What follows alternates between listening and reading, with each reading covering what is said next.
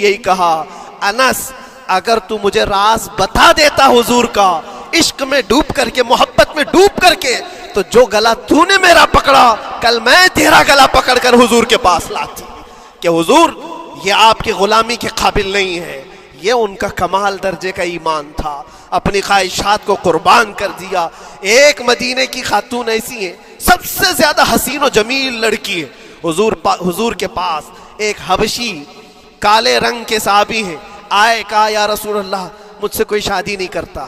حضور نے فرمایا کہ جا میں تیری شادی کے لیے ایک جگہ پر پیغام بھیجتا ہوں, اور بھیجا اس لڑکی کے گھر. انصاری صحابی کی ایک لڑکی اتنی خوبصورت ہے مدینے میں, ان کے گھر بھیجا. یہ تو حبشی قسم کے تھے. یہ ایک پیغام لے کر کے جب آئے, ماں باپ باہر بیٹھے ہوئے, لڑکی اندر ہے. ماں باپ نے دیکھا کیوں آئے ہو؟ کہا میں پیغام لے کر آیا ہوں. کس چیز کا؟ آپ کی بیٹی سے نکاح کا. کس نے بھیجا؟ کہا اللہ کے رسول نے. ماں اور باپ ہیں, شکل و صورت دیکھی اور ان کی حسینہ بیٹی. کہا ٹھیک ہے تم جاؤ واپس, ہم حضور سے بات کر لیں گے. اتنا ہی کہا, ٹال دیا ہوگا.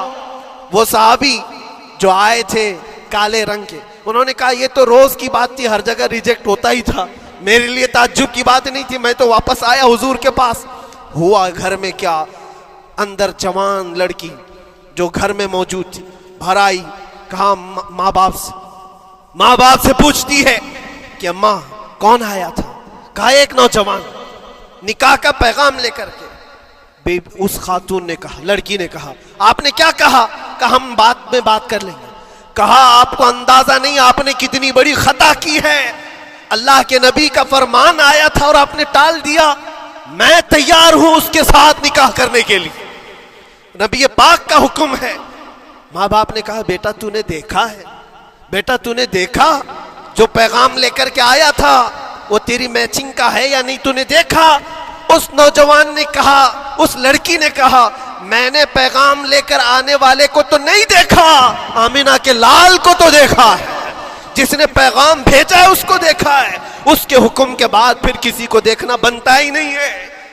وہ دونوں ماں باپ دوڑتے ہوئے حضور کے پاس آئے, اور وہ صحابی ابھی بتا ہی رہے تھے کہ میں ریجیکٹ ہو کر کے آیا ہوں. تبھی ماں باپ بھی دوڑ کر کے آئے. کہا یا رسول اللہ خطا ہو گئی, ہم نے تاخیر کی, آپ کے حکم میں اے اللہ کے نبی ہم راضی ہیں, اپنی بیٹی کا نکاح انہی کے ساتھ کریں گے جن کا پیغام آپ نے بھیجا ہے. کیا اپنی خواہشات کو حضور کے قدموں میں لا کر قربان نہیں کیا؟ لیکن نکاح ہوا بھی. وہ نوجوان عبداللہ اسود نکاح کا ہے, حضور نے نکاح کروا دیا مسجد نبوی, اور حضرت عثمان سے کہا کہ ان کو کچھ پیسہ دے دو, مال دے دو, شادی کا سامان تو خرید لے, جہیز لے لے, اپنا گھر سجا لے. ان کو صحابہ نے پیسے دیے, غریب تھے, میں بازار میں جا کر اپنی شادی کا سامان خرید رہے تھے. شام کے وقت اعلان ہو گیا مشرکین مکہ نے مدینے پر حملہ کیا ہے, اللہ کے نبی جہاد میں نکل رہے ہیں. یہ عبداللہ اسود جن کا نکاح مسجد میں ہوا اور رات کو سہاگ رات آج تھی, آج اپنے گھر دلہن لانے والے تھے, جو گھر سجانے کے لیے سامان خریدنا تھا جا کر کے گھوڑا خرید رہے, تلوار خرید رہے, اور اس کے بعد جنگ میں استعمال ہونے والا سامان خرید رہے. سب پیسے خرچہ کر دیے جنگ کے استعمال کے, زیرہ خرید لی, وہ ٹوپی خرید لی لوہے کی, سب خرید کر کے سیدھے میدان جنگ میں آ گئے.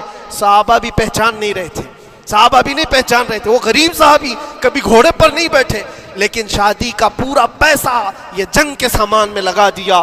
اور جب جنگ شروع ہوئی احد کی, میدان جنگ میں جب صحابہ لڑ رہے تھے, حضور پاک پوچھتے اپنے صحابہ سے, یہ ایک جوان ہے جو پورا چہرہ ڈھکا ہوا ہے, گھوڑے پر بیٹھا ہے, جوان مردی کے ساتھ لڑ رہا ہے, اے میرے صحابہ جانتے ہو کون ہے یہ؟ صحابہ غور سے دیکھتے اور کہتے یا رسول اللہ یہ مدینے کا نہیں لگتا, ہمارے آپس کا نہیں ہے, کہیں باہر سے آیا ہے.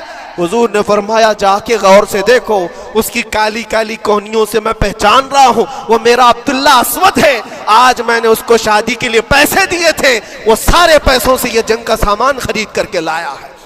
شام ہونے سے پہلے خبر آئی عبداللہ اسود کو ظالموں نے شہید کر دیا تھا, قتل کر دیا تھا, اور وہ مٹی میں گرے ہوئے تھے. حضور خود چل کر کے آئے, عبداللہ اسود کے پاس آ کر کے بیٹھتے ہیں.